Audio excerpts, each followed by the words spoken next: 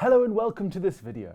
So Armies and Parade's coming up, and we thought it'd be really fun if we entered as a whole paint tutorial team. So not just as presenters, but also videographers as well. So we need to come up with an army and a scheme that everyone can participate in. Yeah, so something that's pretty simple, so any beginner can do it, but also quite modular, so the more experienced painters can build upon it if they want to.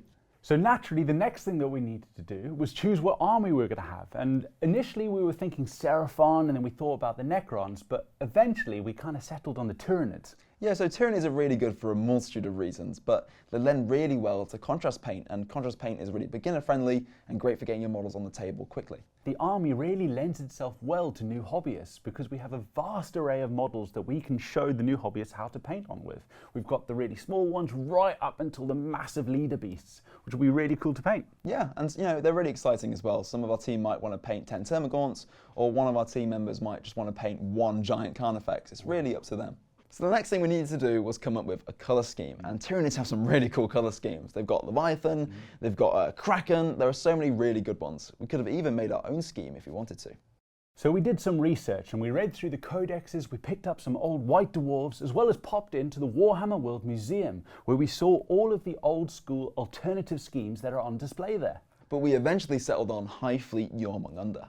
Now we've chosen them because, well, first of all, you don't see them a lot, so they're going to be really unique. But also, they're going to stand out on the table really well. Yellow and black go really nicely together. And also, historically, yellow has been very difficult to do. But now, with the new contrast paints, we've managed to do them really easily, so even the new hobbyists can get involved straight away. So once we decided on what scheme we were going to do, we had to decide how we're going to paint it. So I decided to go with a Wraithbone undercoat and the Imperial Fist yellow on top, and to fill in all the black areas with Black Legion. I thought that'd be really quick and work really well and give a really nice punchy yellow. Adam, you did something a bit different. Yeah, so I went down the other route. So I used Chaos Black as my undercoat and then used Greyseer to go over the carapace and put Ironjawz yellow on it. Because I just found, like, if you're having to block in both colours at the same time, that's going to take quite a lot of time during the process. So having Chaos Black down, that covers the majority of, like, the gribbly bits. And then just using Ironjawz yellow on the carapace gets it done quite quickly. Yeah, so what I thought would be really fast actually turned out to be fairly long, especially compared to how you did it.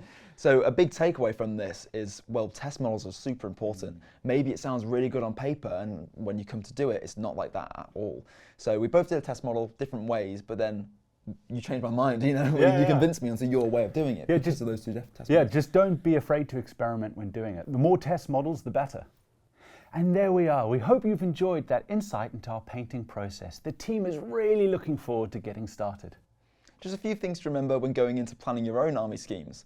Make sure you do some research before you start. Do test models where you can. You never know, you might find a more effective way of doing stuff. And on that note, don't be afraid to go about things a different way to what you plan. Well, we really hope you've enjoyed this video, and please go check out the Warhammer YouTube channel for more content.